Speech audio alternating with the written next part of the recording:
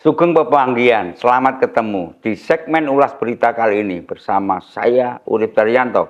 Selama 30 menit ke depan Anda akan kami ajak untuk melihat bagaimana peringatan Hari Wayang di Kabupaten Blora.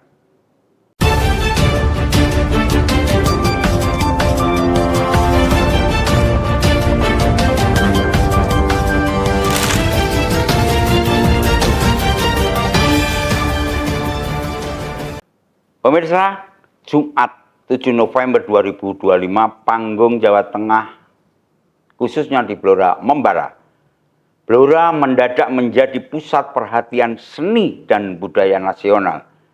Sebuah pertanyaan besar menggema di Hari Wayang Nasional di Blora.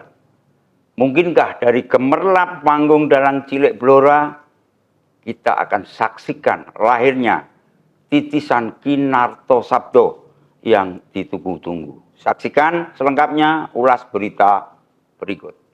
Ya, Kabupaten Blora sukses menggelar pesta seni kolosal dalam rangka memperingati Hari Wayang Nasional atau HWN 2025 dengan menampilkan potensi lokal yang memukau. Pagelaran di pendopo rumah dinas bupati ini sepenuhnya didominasi oleh dalang cilik, remaja, dan muda Blora. Sudah waktunya generasi emas pedalangan Blora unjuk gigi. Di acara yang diselenggarakan oleh Pemkab Blora bekerja sama dengan Pepadi itu dibagi menjadi 3 sesi. Menampilkan dalang anak seperti Sawung Prabasworo, dalang remaja Bagus Darmo Kusumo, hingga kolaborasi dalang muda yang membawakan lakon keras Doso Muko Gledek. Seluruh penabuh gamelan atau pengrawit juga merupakan anak-anak, menandakan regenerasi seni di Blora berjalan masif. Untuk itu, tidak berlebihan Ketua Pepadi Blora, Soekarno, menyambut antusias rencana Isi Surakarta membuka PSDKU jurusan pedalangan di Blora, dinilai mampu mengangkat potensi seni lokal. Sementara itu, Asisten Sekda Dasiran optimis bahwa Blora tidak akan pernah kehabisan generasi. Peringatan HWN ini berhasil memantik minat siswa-siswi dari SD hingga SMK, membuktikan bahwa wayang tetap relevan sebagai tuntunan dan tontonan untuk membentuk karakter bangsa. Pamirsa, nggih, kados sampun mangertos Kabupaten Blora saged kasil gelar adicara pesta seni ingkang kolosal minangka wujud pengetan Dinten Wayang Nasional HWN warsa 2000 selangkung. Adicara punika nampilaken potensi seni lokal ingkang linuwih lan nyengsemaken. Pagelaran ing pendopo dalem Dinas Bupati punika saperangan ageng dipun dominasi dening dalang lare, dalang enem, remojo, soho dalang muda saking Blora. Pancen sampun wancinipun generasi emas pedalangan Blora ngetingalaken kaprigelanipun. Adicara ingkang dipun wontenaken dening Pamrentah Kabupaten Blora, Pemkab, nyambut damel sesarengan kalian Pepadi punika dipun perang dados 3 sesi. Nampilaken dalang lare kados dene Sawung Prabaswara, dalang enem Bagus Darmo Kusumo, ngantos kolaborasi dalang muda ingkang ngasta lampahan Doso Muko Gledek ingkang ngedap-edapi. Sedaya panapuh gamelan ugi taksih lare-lare punika minangka pratandha bilih regenerasi seni ing Blora mlampah kanthi sae lan masif utawi ageng-agengan. Kembali di persoalan awal, sebuah pertanyaan besar menggema di Hari Wayang Nasional di Blora yang sukses digelar itu. Mungkinkah dari gemerlap panggung dalang cilik Blora itu, kita akan saksikan lahirnya titisan Kinarto Sabdo yang ditunggu-tunggu? Sebuah harapan dari Blora akan muncul sang maestro legendaris Kinarto Sabdo yang sampai saat ini belum tergantikan. Pamirsa kepingin mangertosi kados pundi kaprigelane kadegdayane magnetipun Kinarto Sabdo ingkang digadang-gadang saged nitis ing jagating dalang Blora nalika nglakokake Kresna Duta umpaminipun. Kinartosabdo pilih tanding.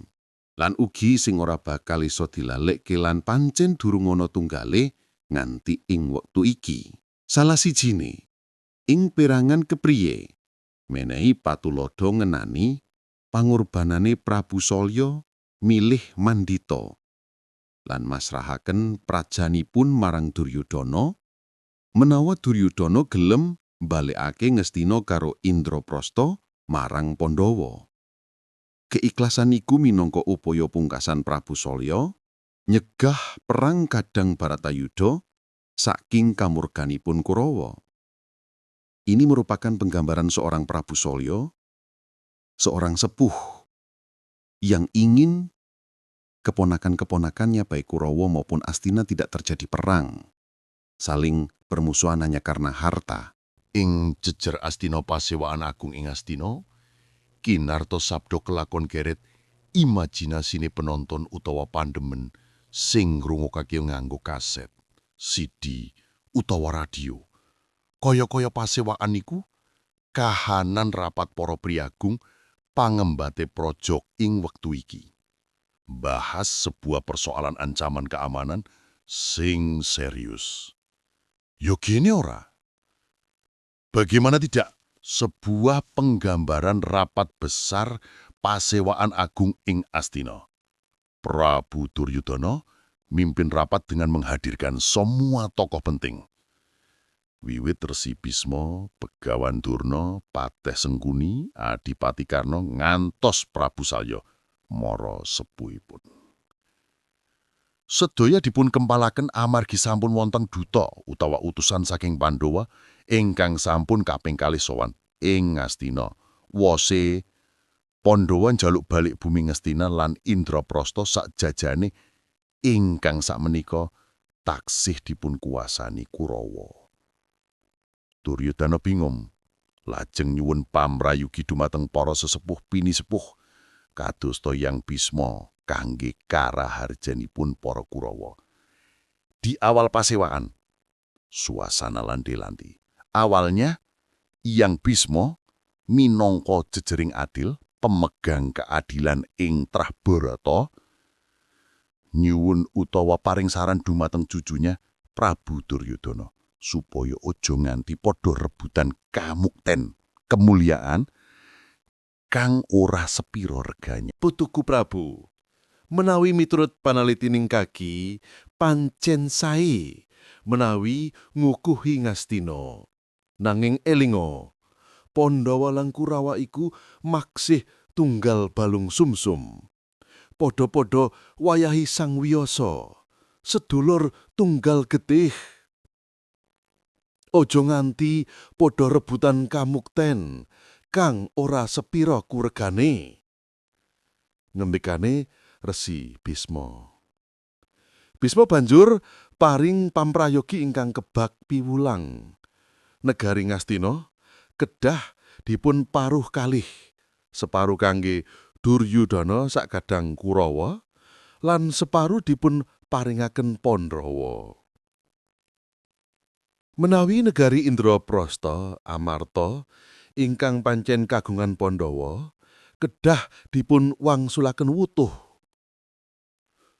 Dawa-dawa Resi Bisma menehi pamprayoga.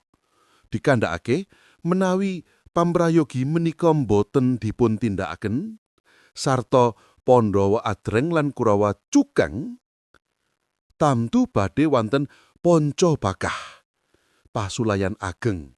Inggih menika perang kadang, perang sedulur. Bisma menehi gambaran. Perang menika ibarat merang tangan landesan dengkul. Menawi meleset badhe kening daging lan kulitipun piyambak. Tebusen nyawani wong pirang-pirang ewu ingkang badhe dados korban Baratayuda. Kanthi menehake separuh Ngastina lan Indraprasta sakjajahe pratelane Resi Bisma. Ora atau bukan Kinartosabdo kalau tidak bisa menggambarkan bagaimana Duryudana tidak setuju dengan apa yang disarankan Bisma dengan suasana bak di kehidupan sehari-hari, yakni meski tidak langsung menolak apa yang disarankan Bisma, Duryudono hanya batuk-batuk kecil untuk menggambarkan bahwa Raja Astina itu tidak sepakat dengan apa yang disarankan Bisma. Ya, Duryudono yang merasa atau rumaos kuciwo kalian pamprayoginipun Eyang Bisma, lajeng piyambakipun nyuwun pamanggih begawan Resi Durna. Supaya terkesan bijak, meski sebenarnya sebuah saran yang begitu licik dan culas, Begawan Durna memberi atau menehi saran agar Duryudono nglenggono supados Ngastina tipun paringaken kangge Kurawa. Pandhawa tipun paringi negara ingkang sampun tipun prail-prail atau tipun potong-potong. Kadosta wewengkon Gajahaya, Pakumbakan, Warana utawi Gupalawiya. Tujuanipun supados boten wonten pasulayan. Oleh Ki Nartasabda, suasana rapat besar di Astina itu mulai digambarkan panas. Manakala Patih Sengkuni yang begitu sombong, dia matur bilih rebutan Indraprasta lan separuh Ngastina kedah kanthi perang. Saran ini yang membuat Bisma gusar.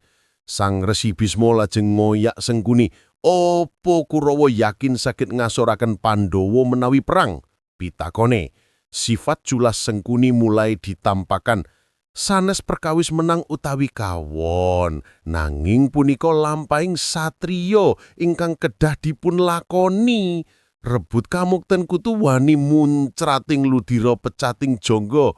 Kurawa mesti menang, amargi cacahipun langkung kathah 500 mungsuh 100.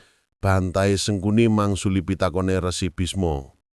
Bisma mancur nanggepi, "Apa paugerane perang mung prakara cacah? Wis bola-bali pasulayan diadani Prabu Destarata, Kurawa durung nate menang lawan Pandhawa." Bukan Sengkuni kalau tidak pandai berdebat. Menika amargi daring Baratayuda dados kesakten dereng medal sedaya. Sengkuni setengah ngobong semangate Duryudono.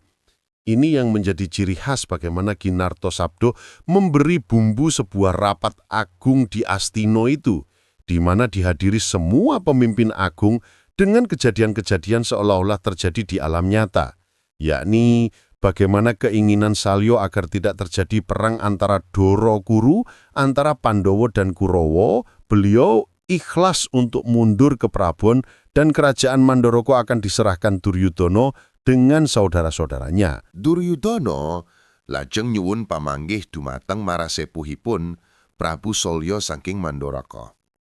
Wiwitanipun Salya endha utawi menghindar, ngaken menawi pribadine ing Ngastina namung tamu lan boten nayaka praja Ngastina. Nanging amargi dipun peksa, Salya mratelkaken isi manahipun ingkang sejati. Salya boten setuju kalian saranipun Drona lan Sengkuni. Piyambakipun kersa paring piwulang ingkang ngemu pangorbanan ageng, Ngastina wutuh utawi seutuhipun dipun paringaken dumateng Pandhawa. Dan ini yang membuat Duryudono kaget. "Lajeng kula lan kadang Kurawa badhe manggen wonten pundi?" pitakone. Lagi-lagi ini bukti Nartasabda memberi gambaran di lakon Kresnaduta tentang bagaimana Salya menawarkan pengorbanan luhur dan membuat debat sengit antara Salya dengan menantunya Adipati Karna. Begini cerita bagaimana Salya memberikan saran dengan solusi pengorbanan. "Kula sampun sepuh, bosen legining madu, jeleh kalih segering toya. Kewewegen tuwuke boga. Kula mboten kepingin dipun puji. Kula namung kepingin nentremake kulawarga lan ponakan-ponakan. Pramila kula rila undur ke Prabon lan badhe mandhita. Negari Mandaraka badhe kula aturaken dumateng putu Prabu Duryudono," ngendikane. Aturipun Prabu Salya menika ingkang dadosaken Adipati Karna raja ngawangga ingkang tasih enem lan panasbaran rumaos tersinggung lan grundel. Karna lajeng ngusul dumateng Duryudana. Kula tasih inget. Kula sanggup dados senapati perang, nanging kening menapa kula mboten nate diajak rembagan. Kula curiga wonten mata-matanipun Pandhawa ing Nestina ingkang sadangunipun menika dipun sembah dening Paduka. Ingkang katingalipun ngrangkul Kurawa nanging condong dumating Pandhawa. Sak dumuk sak nyari bumi Ngastina mboten kenging dipun paringaken. Kula suwun Paduka pitados dumateng kula, senopati ingkang saged dipunandhelaken. Kula siap dados senopati ing ngajeng. Dawa-dawa Adipati Karna nyaruwi matur kalih Duryudana. Lagi-lagi, Ki Nartasabda memberi bumbu di lakon Krisnaduta. Seolah-olah kita dibawa bukan di persoalan perebutan wilayah Ngastini lan Indraprastha, melainkan bagaimana Salya bertengkar dengan Adipati Karna yang menantunya. Aturipun Karna menika ingkang terang-terangan nyemoni Prabu Salya. Inggih mara sepuhipun membuat Salya marah. Prabu Salya ingkang ugi mara sepuhipun Karna rumaos dipun tuduh dados mata-matane Pandhawa. Salya nantang Karna. Karna, mantuku wong Gentara. Wani-wanine nuduh ing Ngastina wonten mata-matane Pandhawa, kuwe nyemoni aku. Apa dasarmu nuduh aku mata-matane Pandhawa? Apa kurang sugihku? Pandhawa kuwi ponakan, Kurawa ya ponakan. Mosok aku kudu ngegakake ponakan-ponakanku padha perang. Lan aku arep ngorbanake kaprabonku kok malah dicurigai mata-mata. Salya lajeng ngancam Karna. Kowe wani tak tandingke karo Arjuna. Paling sing nggo andelake senjata pusakamu Kyai Jalak Kunta Druwasa sing asale saka bapakmu Dewa Surya sing celutak. Aku getun duwe mantu kaya kowe. Senajan aku wis tuwa, aku isih sanggup nyampluk nyigar sirahmu. Kahanan dados ruwet. Karna ingkang nesu lajeng nilar pasewakan wangsul dumateng Awangga. Lang pasewakan malih dados tentrem. Pemirsa, itulah jati diri sejatinipun bahwa seni pertunjukan wayang tidak hanya sekedar tontonan, melainkan tuntunan. Cerita Krisnaduta ingkang tampilaken Ki Nartasabda tadi minangka cariyos ngandhut piwulang ingkang ageng. Nggih menika pentinge kawicaksanan utawi kebijaksanaan lan welas asih utawi kasih sayang. Bisma lan Salya dados conto pinisepuh ingkang ngutamakaken persaudaraan lan ketentreman tinimbang kamukten. Nglairaken bilih sedulur senajan beda dalan tetep tunggal balung sumsumipun. Bebayanipun srokah lan hasutan. Sipat serakah Duryudana lan hasutanipun Sengkuni ndadosaken musyawarah boten wonten asilipun lan malah nyedhakaken pagebluk perang. Tindakanipun Prabu Salya ingkang rila masrahaken kaprabon Mandaraka kangge nebus Ngastina minangka wujud pengorbanan paling luhur kangge nyegah perang. Wonten piwulang pambenta antawis laku satriya lan laku sombong. Karna lan Sengkuni nyebat perang minangka laku satriya. Nanging Bisma lan Salya langkung milih laku damai minangka kaluhuran sejati. Pengorbanan ingkang katindakaken Prabu Salya menika minangka salah satunggaling puncak kawicaksanan lan laku luhur ing cariyos wayang kasebat. Pengorbananipun Prabu Salya sanes namung ngrelakaken bondo utawi praja, nanging gadahi teges ingkang langkung lebet, welas asih marang kulawarga lan ngudi katentremining jagat. Mekaten pamirsa, mugi-mugi saking ndoro cahyaning wayang tansah sumunar lan ora bakal luntur.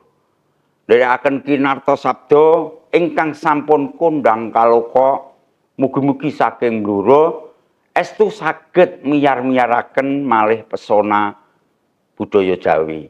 Cekap semanten atur kula sugeng pepanggihan malih ing marta salajengipun. Kula Urip Daryanto dalah sedanten kru Blora TV ingkang ngayahi tugas ing wekdal menika nyuwun pamit undur diri. Makaten nuwun.